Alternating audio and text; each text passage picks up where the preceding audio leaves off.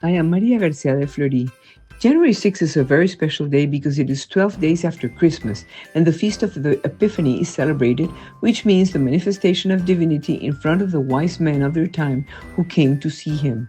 We know it as the Three Kings Day. In reality, they were not kings nor magicians, but scientists of their time who studied the heavens, stars, and planets, and it was the way to search and find information about the desires and actions of the gods.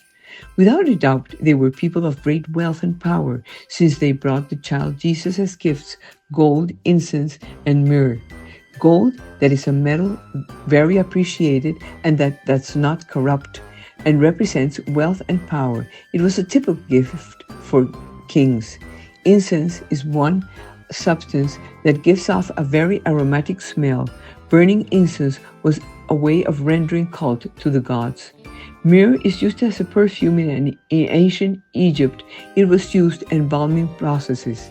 It was a forestate that Jesus was going to die like any other human being.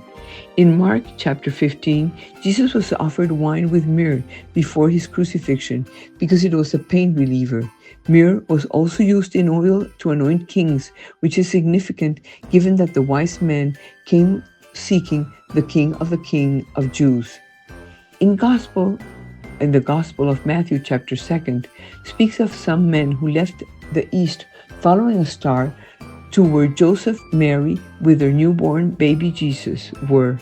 They worshiped him and presented him gifts of gold, frankincense, and myrrh.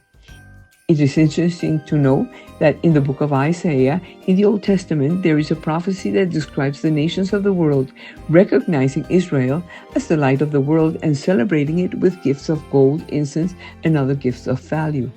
These gifts they carried allude to Arabia, especially the cities of Saba and Midian, since biblical stories describe caravans of camels with similar tributes that left from there. Interest in the stars suggests Babylon, famous for its astrologers. The Persians were famous stargazers, and when they besieged Jerusalem in the year 614, the only place of worship that they did not burn out or loot was the Bethlehem Grotto. By the year 700, they had reached their current names, Melchor, Gaspar, and Balthasar, and formed a multicultural composition. It is said that Melchor was an old man with white hair and long beard, Gaspar without a beard and with a ruddy complexion, and Balthasar with black skin and with thick beard. Scholars have suggested that the mixture may have referred to an earlier diverse trio in the Old Testament that were Noah's sons, Shem, Ham, and Japheth. The important thing is that this festival of the wise men remembers that the message of Christ is for all people in the world. In the great cathedral of Cologne, Germany, there is a sign that says, having gone through many trials and fatigues for the gospel, here rest the remains of the three wise men. Melchor, Gaspar, and Balthasar, friends, died of more than 100 years, having lived carrying the message of Jesus Christ throughout the world, showing the importance of being an evangelizing missionary.